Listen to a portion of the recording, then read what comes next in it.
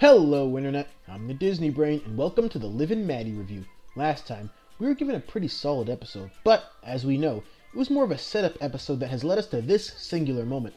There's only one major thing to spoil in this episode, but it always bears mentioning. Spoiler warning now, if you want to go in fresh, watch the full episode first. With all that said, let's dive into Choose a Rooney. We start things off on the Voltage set before Johnny Nimbus appears. As many of you remember from a previous episode, him and Voltage director Gemma have been dating, and now Stevens Point's favorite and somehow only reporter is finally tying the knot. So, they hire Liv to Planet O within a week, which seems like a rush, but let's not forget, rushing is this season's specialty. And let's face it, we've seen this pair a total of once, so their wedding isn't going to be the primary focus. And even if it was, it's all more or less a very elaborate backdrop for this whole Josh versus Diggie choice that defines this entire episode. So Diggie appears in school, but things are obviously really awkward since Maddie's been dating Josh for the last couple of episodes. Interestingly enough, Maddie refers to him as her boyfriend, even though there was no point earlier in the series where they actually established having taken that step. You'll recall that there was an entire episode devoted to Diggie and Maddie finally being comfortable enough with that label, and in typical Josh-Maddie fashion, they rushed this too.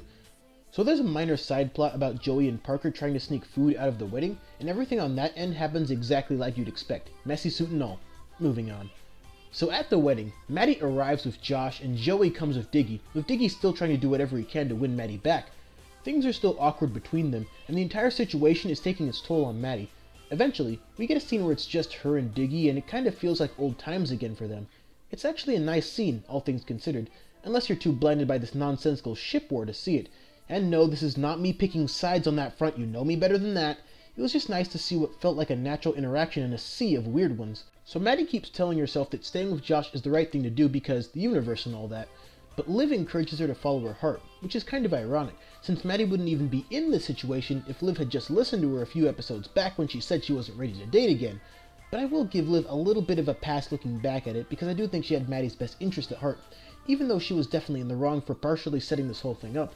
But this entire situation, amongst other things, also sets up an interesting debate. Should we look to the universe for signs in our lives, or should we be less enamored by that form of thinking and follow our own prerogatives?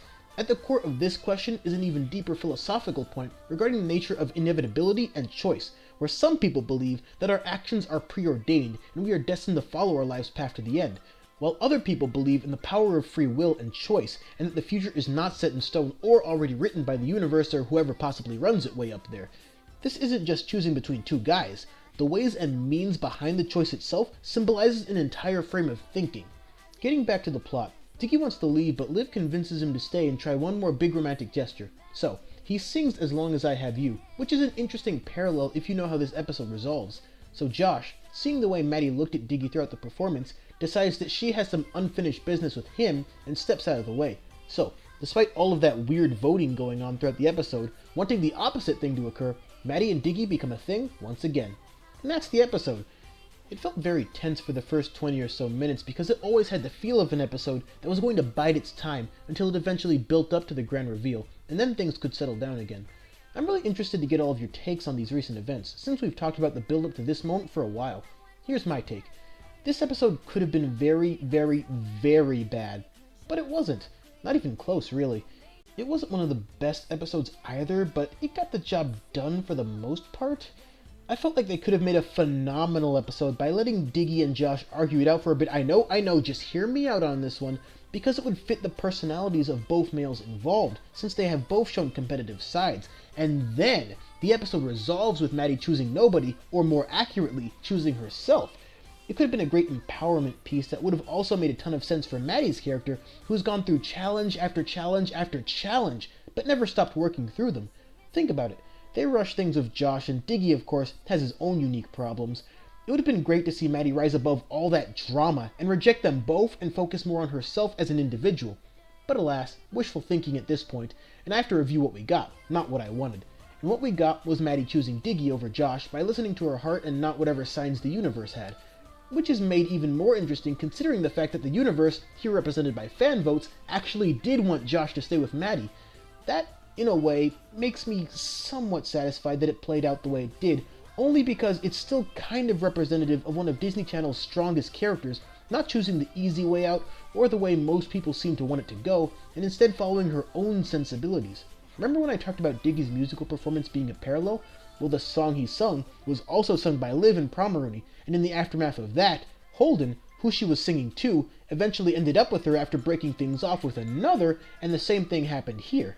Whether you like the choice or not, that's a pretty smart detail.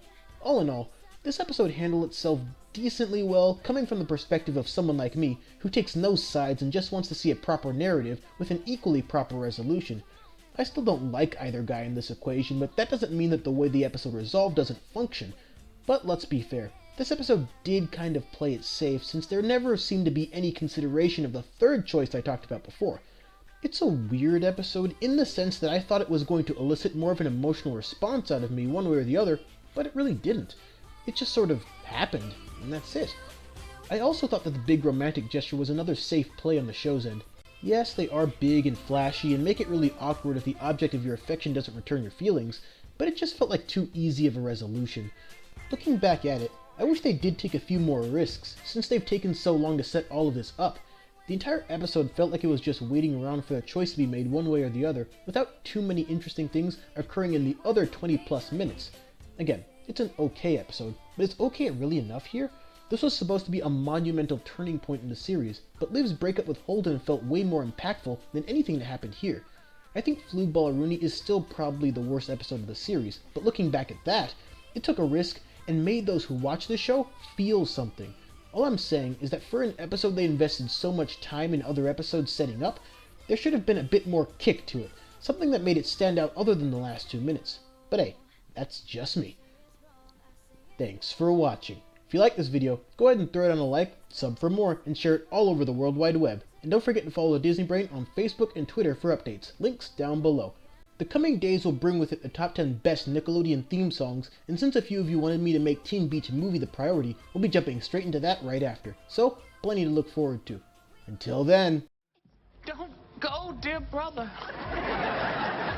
The Smalls men and the Rooney women are meant to be. Together, we're the Smoonies. You can't fight the Smoonies.